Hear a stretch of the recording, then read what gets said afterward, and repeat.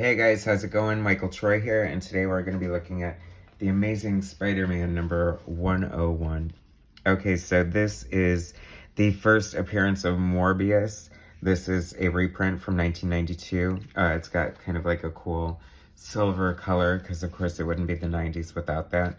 But I think they were introducing a Morbius series, and so this was just a reprint to get you familiar with his origin and first appearance. And it is Roy Thomas, Gil Kane as the artist. I love Gil Kane's art. He's such a great artist, classic comic book artist. Did so many covers and cover layouts for Marvel. Just, if you know comics, you know Gil Kane. He's like a master storyteller and just so great at anatomy, and I just really love his art.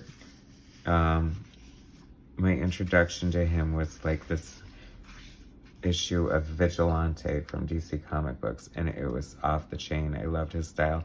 So this is Frank Giacoia on inks, and I have to say, like with most artists, I definitely prefer when Gil inks himself, although I'm guessing he probably didn't ink himself a ton on interiors then, because he was probably more concerned with drawing more pages. And penciling pays more than inking, so, but you can ink faster. So a lot of pencilers, or people who wanted to become pencilers, became inkers because they could do more work quicker. And you know, there's definitely a craft and a talent that goes to inking, but, you know, at least you're not having to figure out, like, the beats of the story and the page layout, because if you're worth your salt as a comic book artist / storyteller, then things like that are of concern to you when you're drawing your story.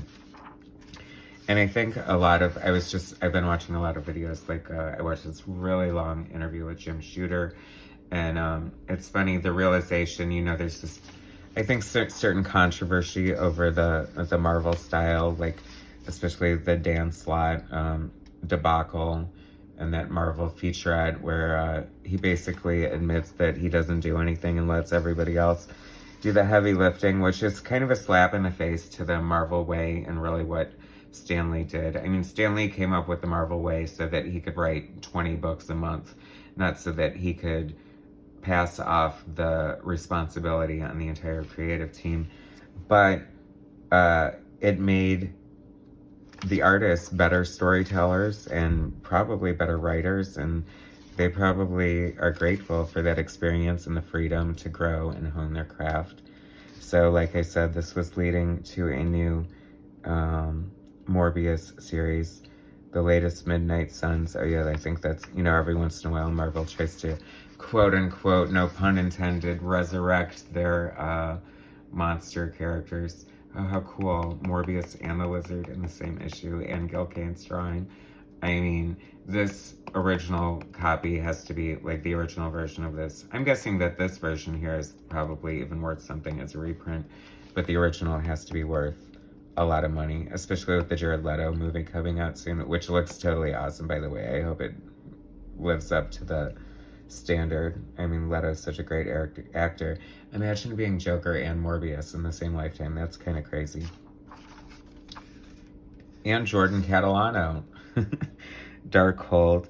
Oh, that screams out as Richard Case's art. They must have stole him from DC from Doom Patrol.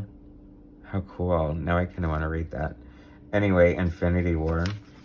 Whatever. So that was Amazing Spider-Man 101 reprint from 1992. First appearance of Morbius. How cool is that? I love that character. Such a great design. Great Gil Kane cover. Amazing. Thanks so much for watching. Please subscribe, hit like, share my content, and I'll bring you some more later. All right, thanks guys.